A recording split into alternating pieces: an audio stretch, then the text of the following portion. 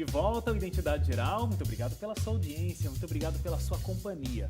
E o meu último convidado de hoje é um homem de muitos talentos, que possui um currículo extenso nas áreas de teologia e comunicação. No entanto, atualmente ele tem descoberto na escrita e na poesia uma forma de contar grandes histórias. Eu converso agora com o pastor Assad Bechara.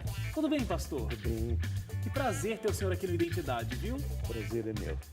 Pastor, a gente inclusive está aqui vivendo um domingo de Páscoa e existem vários significados para esse domingo, né? No comércio em geral e nas propagandas que a gente vê na televisão, não passa de um momento para a gente comprar chocolate, comer chocolate. Mas a gente acredita e comemora esse dia porque a Páscoa, né, tem a mensagem da morte e ressurreição de Cristo. Agora, essa data para o povo judeu tem até um outro significado, né? Era comemorado a libertação do povo do Egito, certo? Com certeza é um significado muito profundo que está dentro dessa festa. A libertação da pessoa humana, a libertação do pensamento humano e a aproximação da pessoa com Deus. E a gente falando aqui sobre o aspecto dos judeus e o significado dessa data para eles, o senhor é fundador da Casa de Oração da Comunidade Árabe Aberta de São Paulo. É uma comunidade da Igreja Adventista do Sétimo Dia.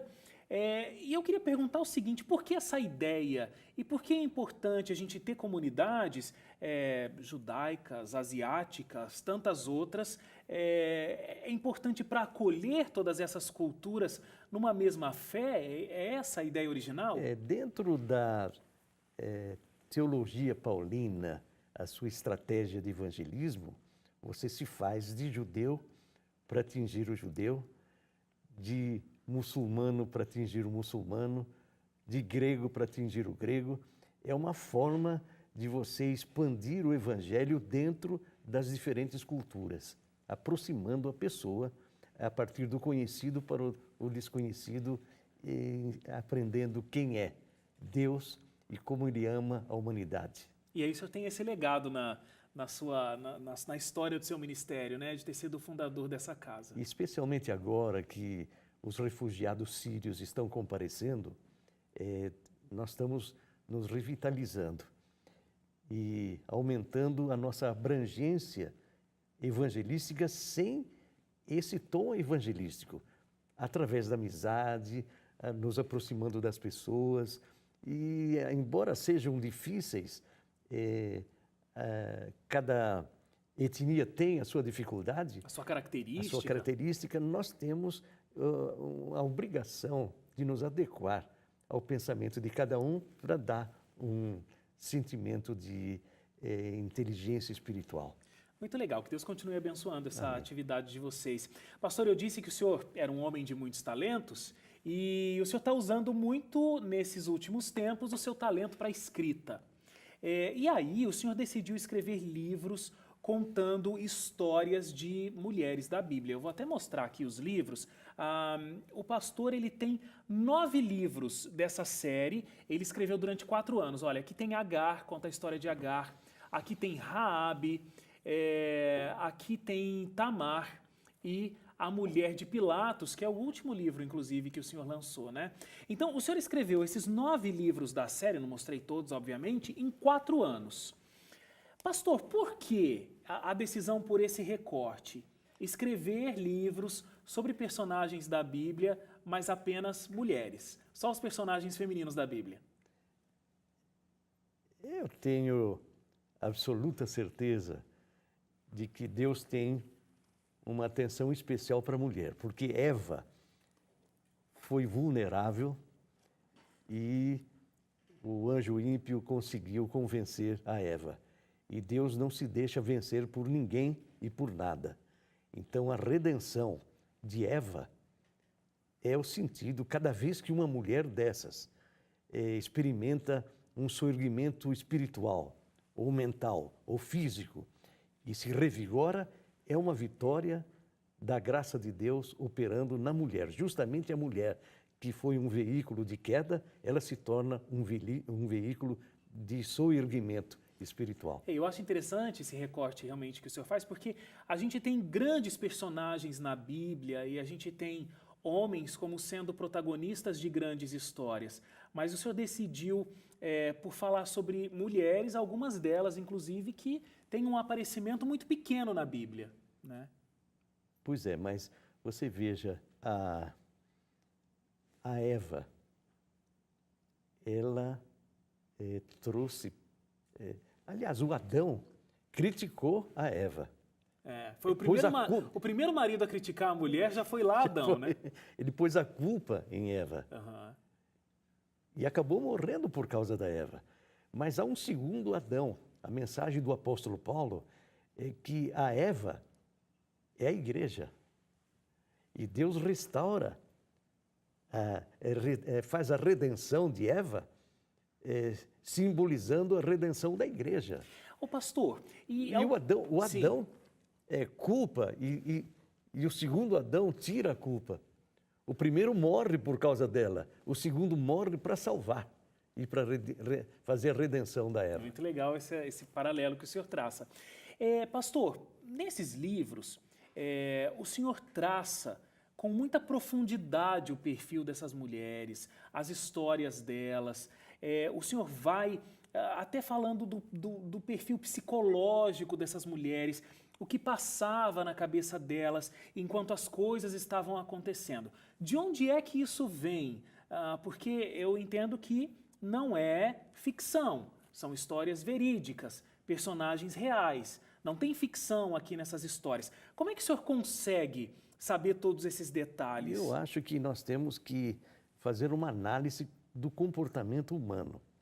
Como é que a pessoa reage diante de algumas circunstâncias?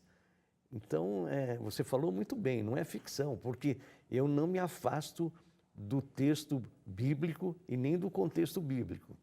Eu fico pensando, analisando, pesquisando para descobrir o que a pessoa estava sentindo, o que a pessoa gostaria de dizer e não disse, e eu trabalho em cima da natureza, do comportamento humano. E eu imagino que não deva ser muito fácil. O senhor deve trazer o elemento histórico, né, a cultura da época. Com certeza. Agora, como eu até comentei aqui, algumas dessas mulheres, algumas dessas personagens, elas têm uma aparição muito pequena na Bíblia. Então, por exemplo, o senhor fala sobre Gomer. Gomer foi uma prostituta que o profeta Oséias tomou para sua esposa.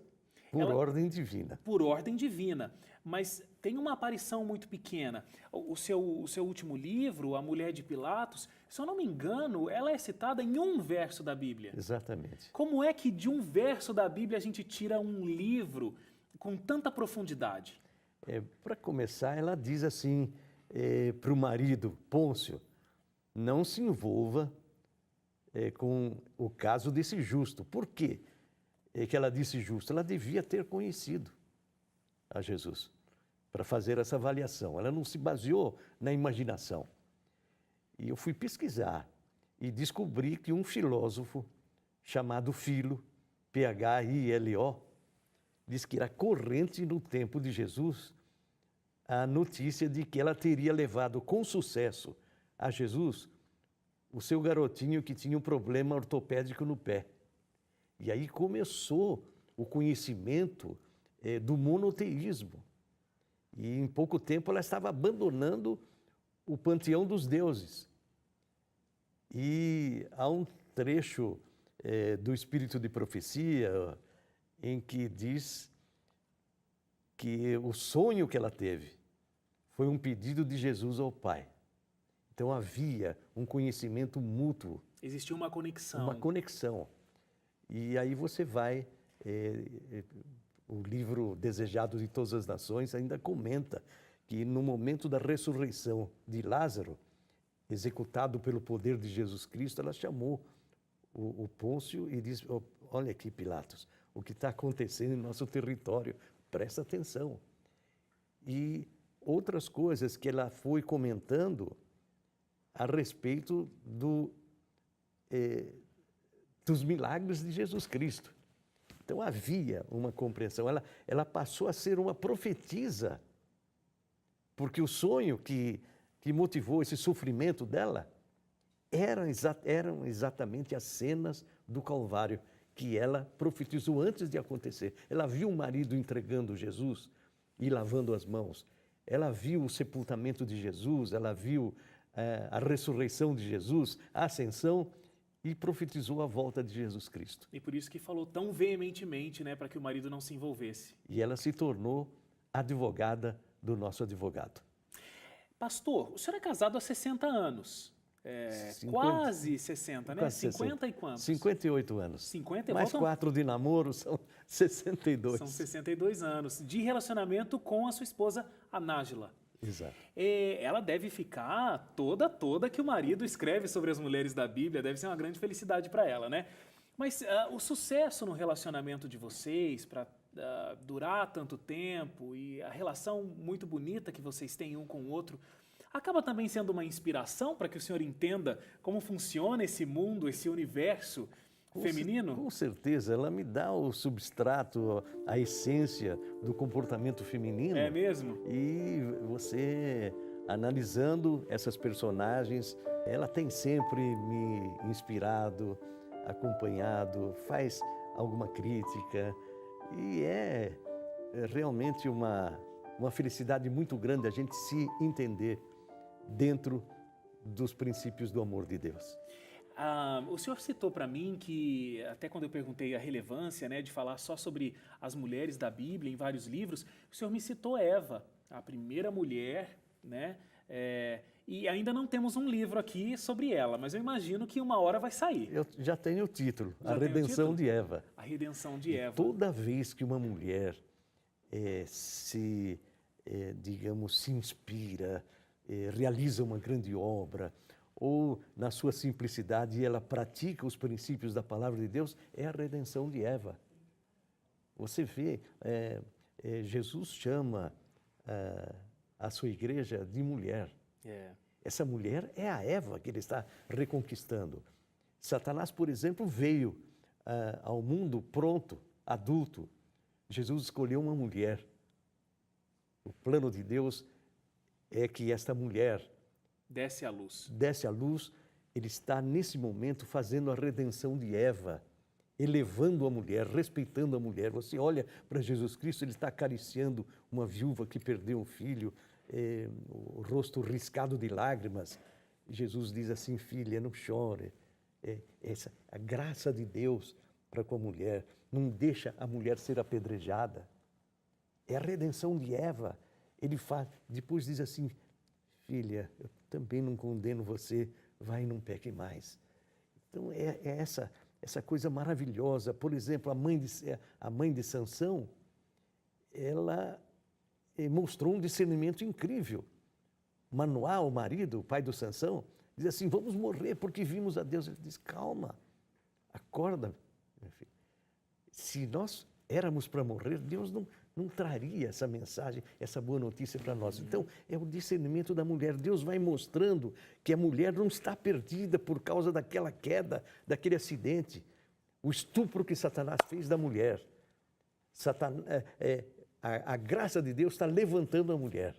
E eu imagino ela é esposa de Cristo. Amém. Eu imagino que o senhor deve ter muito feedback de mulheres que têm lido o seu livro, têm se identificado com as personagens, têm visto que elas podem ter uma vida diferente da vida que elas vivem hoje, com histórias incríveis, como Betseba, que, né, cometeu um pecado, Agar, Raabe, várias personagens que nós já temos o seu livro aqui. Tem sido uma experiência muito interessante para o senhor receber. Isso traz uma alegria muito grande, porque algumas delas dizem: olha, eu estava numa insolvência, não sabia o que fazer, eu vi o amor de Deus, assim como ele foi buscar Agar no deserto, assim como ele perdoou essas meninas, eu me sinto uma outra pessoa. E algumas pessoas que estavam no caminho da infidelidade retrocederam e aceitaram o caminho da fidelidade, honrando o seu casamento. É isso que é importante na nossa vida, você extrair lições destas mulheres, como Deus as compreendeu, as socorreu e lhes abriu um novo horizonte, e perspectiva de vida. Com certeza. Inclusive, tem um livro também que o senhor escreve só poemas. Olha, chama Um Buquê de Poemas. Vou mostrar aqui também. Escrever de forma poética, escrever com poesia é algo que também o senhor tem muito prazer, né? Muito prazer. É uma sensação incrível você passear ao redor das palavras, arrancar da alma das palavras um significado que possa iluminar as pessoas, que possa animar as pessoas que estão nos seus momentos complicados e difíceis. O senhor tem se realizado muito, né? Essa realização é no momento da escrita? Trabalhar com o texto, trabalhar com a palavra, ou é mais com esse fruto, o resultado do seu trabalho? Ambas as coisas. No momento em que eu, às vezes, acordo com vontade de escrever, escrevo para não esquecer no dia seguinte, aí vou elaborando, agradeço a Deus a inspiração. É a graça de Deus que vai iluminando. Eu estou escrevendo, de repente surgem outros pensamentos. E esse feedback espiritual e psicológico, respostas positivas, isso aí dá uma alegria muito grande. Com certeza. É a colheita, né, do fruto que foi plantado. O senhor vai escrever até quando?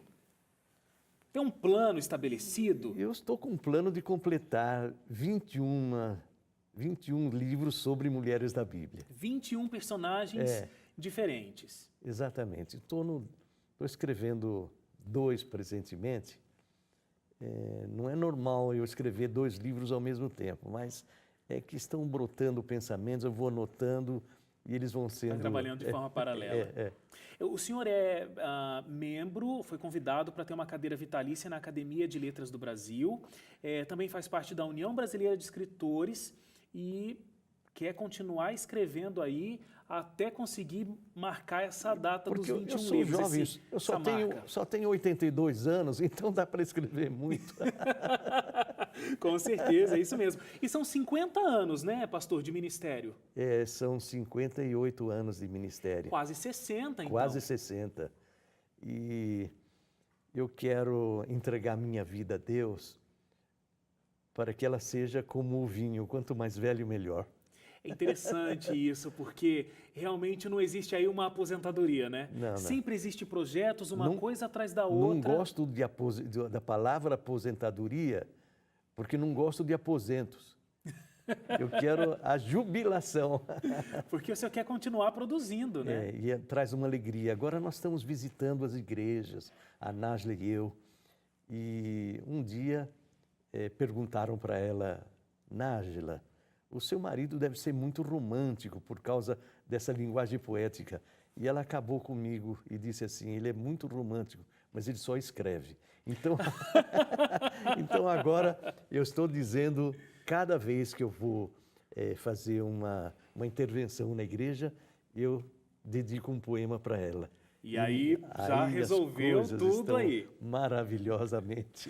Pastor, muito bonito ver a sua motivação, mesmo depois de 58 anos de trabalho intenso, ver que o senhor continua com a mesma alegria, né, que o senhor estampa aí com o seu sorriso para produzir. Eu espero que esses materiais realmente sejam abençoados por Deus, que Ele te use na hora da escrita e possa trabalhar com o Espírito Santo aí na mente de todas as pessoas que lerem. Porque o livro, essa série, são só com mulheres, mas não só para as mulheres lerem, né? Nós homens também podemos ler. Estou despertando a curiosidade do homem para ele ver o que a mulher dele está lendo. Pastor, muito obrigado. Parabéns pelo seu trabalho, pelo seu ministério e que Deus continue te abençoando de verdade. Obrigado. Parabéns. Agradeço a oportunidade e mando um abraço para todas as mulheres e para todos os homens. Muito obrigado. Um abraço. A gente fica por aqui com a Identidade dessa semana. Muito obrigado pela sua audiência, pela sua companhia. Nos encontramos no próximo programa. Até lá. Tchau, tchau.